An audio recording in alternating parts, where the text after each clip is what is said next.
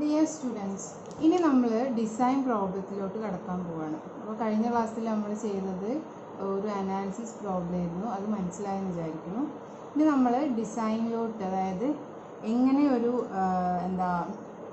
Short column വിത്ത് യൂണിയാക്സിയൽ banding എങ്ങനെ design ചെയ്യാൻ പറ്റും എന്നുള്ളതാണ് നമ്മൾ നോക്കാൻ പോകുന്നത്. അതിന് കുറച്ച് സെറ്റ് ഓഫ് റൂൾസ് ഉണ്ട്, അല്ലെങ്കിൽ ഒരു പ്രൊസീജിയർ ഉണ്ട് അത് ചെയ്യാൻ വേണ്ടിയിട്ട്. അപ്പോൾ ആ പ്രൊസീജിയറാണ് ഇപ്പോൾ നിങ്ങൾക്ക് കാണാൻ പറ്റുന്നത്. ഫസ്റ്റ് എന്ന് പറഞ്ഞാൽ ഫസ്റ്റ് സ്റ്റെപ്പിൽ പറയുന്നത് കാൽക്കുലേറ്റ് d'/d. അപ്പോൾ കഴിഞ്ഞ പ്രോബ്ലത്തിൽ നമ്മൾ ഏകദേശം SP16 ചാർട്ട് എങ്ങനെ യൂസ് ചെയ്യും എന്നൊക്കെ നമ്മൾ ഓൾറെഡി കഴിഞ്ഞ പ്രോബ്ലത്തിൽ നമ്മൾ കണ്ടിട്ടുണ്ടായിരുന്നു. അപ്പോൾ അതന്നെ അതിലുള്ളത് പോലെ തന്നെയാണ്, ജസ്റ്റ് സ്റ്റെപ്സ് കുറച്ച് ഒന്ന് റീഅറേഞ്ച് ചെയ്യണം എന്നുള്ളതേ ഉള്ളൂ. അപ്പോൾ ഫസ്റ്റ് നമ്മൾ d'/d കണ്ടുപിടിക്കാം. എന്നിട്ട് നമുക്ക് സ്റ്റീൽ ഏത് ഗ്രേഡാണെന്ന് തന്നിട്ടുണ്ടാവും. അതുപോലെ തന്നെ നമുക്ക് എന്തൊക്കെ വാല്യൂസ് ആണ് ആ ചാർട്ട്, ഏതാണ് ആ ചാർട്ട് എന്ന് കണ്ടുപിടിക്കാൻ വേണ്ടത്, അതൊക്കെ നോക്കുക. എന്നിട്ട് SP16 ചാർട്ട് ഏത് ചാർട്ടാണെന്നുള്ളത് ഫസ്റ്റ് സെലക്ട് ചെയ്യുക. അതാണ് ഫസ്റ്റ് സ്റ്റെപ്പ്. d'/d കണ്ടുപിടിക്കുക. എന്നിട്ട് ഏതാണോ ചാർട്ട് നമുക്ക് ആവശ്യമുള്ളത് അത് സെലക്ട് ചെയ്യാം.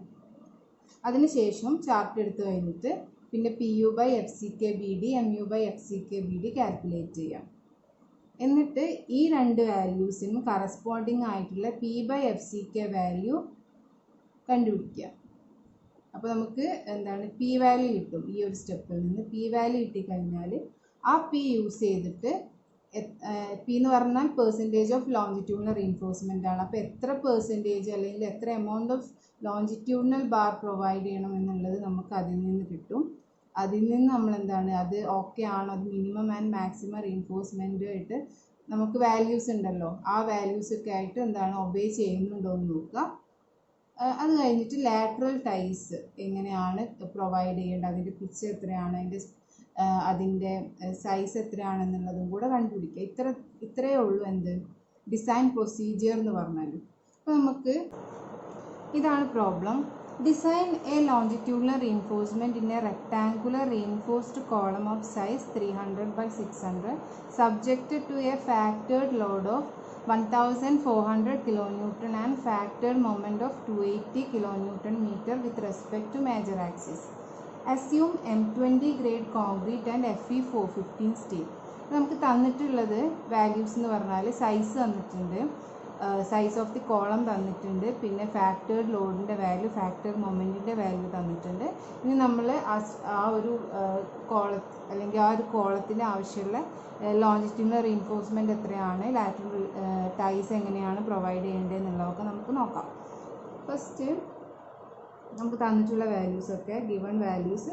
B is equal to 300 mm, D is equal to 600 mm, പിന്നെ factored load PU is equal to 1400 kN, MU is equal to 280 kN/meter, പിന്നെ FCK 20 N/mm² ആണ്, FY 415 N/mm² ആണ്. നമ്മൾ സെക്ഷൻ പറഞ്ഞിട്ടുള്ളത് 300/600 ആണ്. 300/600 ഇതാണ് സെക്ഷൻ്റെ സൈസ് പറഞ്ഞിട്ടുള്ളത്. ഇത്രയൊക്കെയാണ് നമുക്ക് ഗിവൺ വാല്യൂസ്. അപ്പോൾ ഫസ്റ്റ് നമ്മൾ കണ്ടുപിടിക്കേണ്ടത്, ഫസ്റ്റ് സ്റ്റെപ്പ് എന്ന് പറഞ്ഞാൽ നമ്മളിപ്പോൾ നേരത്തെ പ്രൊസീജിയറിൽ പറഞ്ഞിട്ടുണ്ടായിരുന്നു d'/d ആണ് നമ്മൾ ഫസ്റ്റ് കാൽക്കുലേറ്റ് ചെയ്യേണ്ടത്. അപ്പോൾ നമുക്ക് ഇവിടെ d' തന്നിട്ടില്ല. സ്റ്റെപ്പ് 1 d' കണ്ടുപിടിക്കണം. അതിനുവേണ്ടി നമ്മൾ first step calculation of effective cover. അപ്പോൾ clear cover we assume as 50 mm clear cover ആയിട്ട് അസ്യൂം ചെയ്യാം. പിന്നെ നമ്മളോട് പറഞ്ഞിട്ടില്ല നമുക്ക് diameter of the longitudinal reinforcement നമ്മൾ നോർമലി എടുക്കുന്ന വാല്യൂ 16, 20, 25 ആണ്. അപ്പോൾ നമുക്ക് ഇതിൽ നിന്ന് 25 എടുക്കാം, റീഇൻഫോഴ്സ്മെൻറ്റിൻ്റെ ഡയാമീറ്റർ. അപ്പോൾ നമ്മൾ ക്ലിയർ കവർ 50 mm ആണ്. അപ്പോൾ effective cover is equal to 50 plus 25/2 dia/2 അതാണ് എന്ത് ഇഫക്റ്റീവ് കവർ വരിക. അപ്പോൾ അത് 52.5. അപ്പോൾ നമുക്ക് ഇഫക്റ്റീവ് കവറും കിട്ടി. നെക്സ്റ്റ് നമ്മൾ എന്താണ് ചെയ്യേണ്ടത്? നെക്സ്റ്റ് ചെയ്യേണ്ടത് സ്റ്റെപ്പ് 2-ൽ ചാർട്ട് ഏതാണെന്ന് കണ്ടുപിടിക്കണം.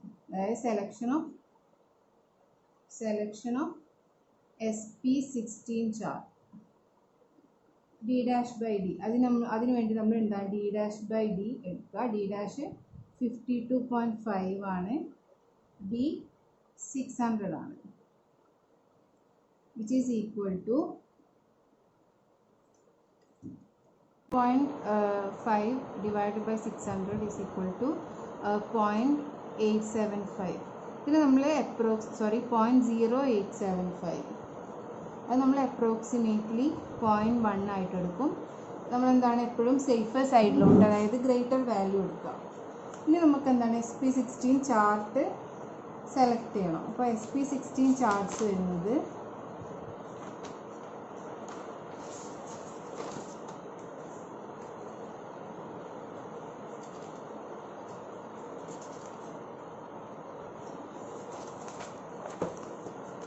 ഇതാണ് നമ്മൾ SP16 ചാർട്ട്സ്. അപ്പോൾ നമുക്ക് ഏതൊക്കെ ക്രൈറ്റീരിയ വെച്ചിട്ടാണ് നമ്മൾ ഏതാണ് ചാർട്ട് എന്ന് സെലക്ട് ചെയ്യാം? ഒന്ന് അതിൻ്റെ ഷേപ്പാണ്, റെക്ടാങ്കുലർ ഷേപ്പാണോ നോക്കും.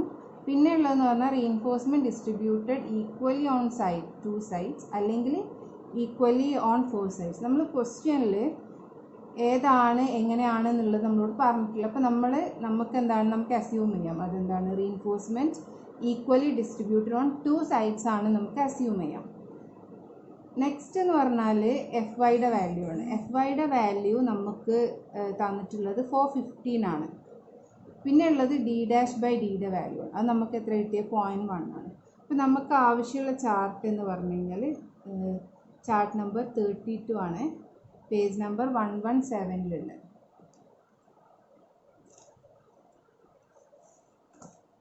അപ്പോൾ 117 ചാർട്ട് എടുക്കുകയാണ്.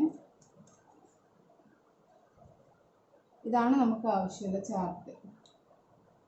നമ്മൾ ചാർട്ട് ഏതാണ് സെലക്ട് ചെയ്തത്? നമുക്ക് ആവശ്യമുള്ള ചാർട്ട് നമ്പർ 32, പേജ് നമ്പർ 117. ഈ ഒരു ചാർട്ടാണ് നമുക്ക് ആവശ്യം. Step calculation of area of സ്റ്റീലാണ്. ഏരിയ ഓഫ് ലോഞ്ചിറ്റ്യൂഡിനൽ സ്റ്റീൽ നമുക്ക് കണ്ടുപിടിക്കാൻ P വാല്യൂ ആണ്, സ്മോൾ p വാല്യൂ ആണ്. അപ്പോൾ അതിന് വേണ്ടിയിട്ട് നമുക്ക് എന്താണ് നമ്മുടെ ചാർട്ട് എടുക്കാം. ഫസ്റ്റ് ഓൾറെഡി നമ്മൾ 117 ചാർട്ടാണ്, ചാർട്ട് നമ്പർ 32 ആണ് വേണ്ടത്. 117 പേജ് നമ്പർ 117 നമ്മൾ ഓൾറെഡി കണ്ടു. ഇനി നമുക്ക് നോക്കേണ്ടതെന്ന് പറഞ്ഞാൽ കാൽക്കുലേഷൻ ഓഫ് ഏരിയ ഓഫ് സ്റ്റീലാണ്. അപ്പോൾ അതിന് വേണ്ടിയിട്ട് നമുക്ക് എന്തൊക്കെ വാല്യൂസാണ് വേണ്ടത്? MU/FCK BD സ്ക്വയറിൻ്റെ വാല്യൂസും PU/FCK BDയുടെ വാല്യൂസും വേണം. First MU/FCK BD square is equal to 280 into 10⁻⁶ divided by 20 into 300 into 600 square. നമുക്ക് കിട്ടുന്ന വാല്യൂ എന്ന് പറഞ്ഞാൽ 0.388 ആണ്. നമുക്ക് അപ്രോക്സിമേറ്റ്ലി 0.4 എന്ന് എടുക്കാം. പിന്നെ വേണ്ടത് PU/FCK BDൻ്റെ വാല്യൂസ് ആണ്. അതായത് 1400 into 10⁻³ divided by 20 into 300 into 600. ഇത് നമുക്ക് കിട്ടുന്ന വാല്യൂ 0.129 ആണ്. We can take it approximately at 0.13. ഇനി നമുക്ക് എടുക്കേണ്ടത് ഈ ഒരു ചാർട്ടിൽ MU/FCK BD ഇവിടെയും PU/FCK ഇവിടെയും ഉണ്ട്. അപ്പോൾ MU/FCK 0.13 ആണ്, PU/FCK 0.4 ആണ്. അപ്രോക്സിമേറ്റ്ലി ഇത് പ്ലോട്ട് ചെയ്ത് കഴിഞ്ഞാൽ നമുക്ക് ഓൾമോസ്റ്റ് 0.8ൻ്റെയും 0.8ൻ്റെയും 0.08ൻ്റെയും 0.1ൻ്റെയും ഇടയിലുള്ള ഒരു വാല്യൂ ആണ് നമുക്ക് കിട്ടുക. അപ്പോൾ നമ്മൾ എന്താണ് അത് സേഫ് സൈഡായിട്ട് 0.1 നമ്മൾ എന്താണ് എടുക്കുകയാണ്. അപ്പോൾ P/FCK is equal to small P/FCK is equal to 0.1 എന്ന് എടുക്കാം. അപ്പോൾ പിയുടെ value is equal to 0.1 into FCK 20 ആണ്. അപ്പോൾ 2. അപ്പോൾ this is a percentage of steel provide. അപ്പോൾ നമ്മൾ കഴിഞ്ഞ ഒരു ക്ലാസ്സിൽ പറഞ്ഞിട്ടുണ്ടായിരുന്നത് ക്ലോസസ് ഡിസ്കസ് ചെയ്ത സമയത്ത് പറഞ്ഞിട്ടുണ്ടായിരുന്നു നമ്മൾ we should provide A certain amount of steel reinforcement ഒരു സർട്ടൺ എമൗണ്ടിൽ നമ്മൾ പ്രൊവൈഡ് ചെയ്യണം, മിനിമം ആൻഡ് മാക്സിമം ഉണ്ട്. അപ്പോൾ മിനിമം വാല്യൂ എന്ന് പറഞ്ഞാൽ 0.8%, മാക്സിമം ഉള്ളത് 4% ആണ്. അപ്പോൾ നമുക്ക് കിട്ടിയിട്ടുള്ളത് 2% ആണ്. നമ്മളെന്താണ് നമുക്ക് കിട്ടിയ വാല്യൂ ഓക്കെയാണ്. നമുക്ക് എന്താണ് 2% ഓഫ് സ്റ്റീൽ തന്നെ നമുക്ക് എന്ത് ചെയ്യാം, പ്രൊസീഡ് ചെയ്യാം. ഇത് നമുക്ക് കണ്ടുപിടിക്കേണ്ടത് എന്താണ്, AST ആണ്. AST ഓഫ് ലോഞ്ചിറ്റ്യൂഡിനൽ സ്റ്റീലാണ് നമുക്ക് കണ്ടുപിടിക്കാനുള്ളത്. Longitudinal steel, area of longitudinal steel. അപ്പോൾ P is equal to AST divided by A gross area അല്ലെങ്കിൽ B ഇൻറ്റു D ഇൻറ്റു 100. അപ്പോൾ AST is equal to P into B into D divided by 100. That is equal to നമുക്ക് കിട്ടുന്ന value 2 into 300 into 600 divided by 100 ആണ്. This is equal to 3600 mm². അപ്പോൾ നമുക്ക് എന്താണ് ASTയുടെ value കിട്ടി. Next നമുക്ക് കിട്ടേണ്ടത് calculation of number of bars ആണ്. Step 4 calculation of number of bars. അപ്പോൾ നമ്പർ ഓഫ് ബാർസ് കണ്ടുപിടിക്കാൻ വേണ്ടിയിട്ട് number of bars equal to AST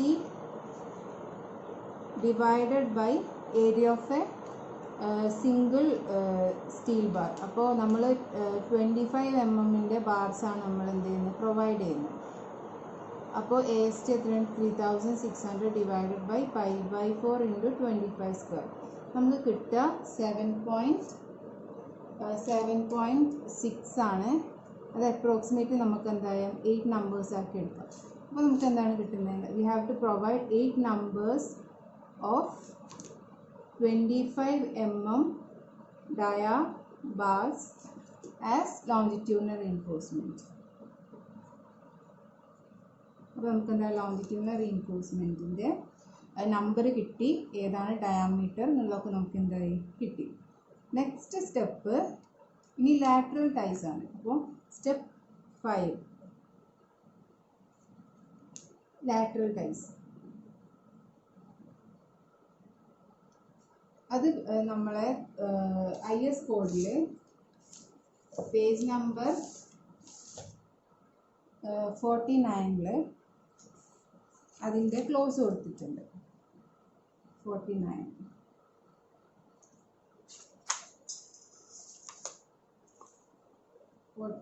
page number 49 ഇതിൻ്റെ ഒരു ക്ലോസ് കൊടുത്തിട്ടുണ്ട്. എന്താണെന്ന് വെച്ചാൽ pitch and diameter of lateral ties. അതിൽ the pitch of the transverse reinforcement shall not be more than the least of the following. അപ്പോൾ എന്താണ് ഇതിൻ്റെ maximum value, ഈ കിട്ടുന്നതിൻ്റെ മാക്സിമം വാല്യൂ ആണ് എന്ത്, മിനിമം വാല്യൂ ആണ് എന്ത്, പിച്ചാക്കി എടുക്കേണ്ടത്. അതേപോലെ ഡയമീറ്റർ നമുക്ക് പറഞ്ഞിട്ടുള്ളത്, ഡയമീറ്റർ എന്ന് പറഞ്ഞാൽ ഇതിൽ തന്നിട്ടുണ്ട് should not be less than 1/4 of the diameter of the largest longitudinal diameter or not in case less than 16 mm. അപ്പോൾ ഫസ്റ്റ് നമുക്ക് ഡയമീറ്റർ കണ്ടുപിടിക്കാം.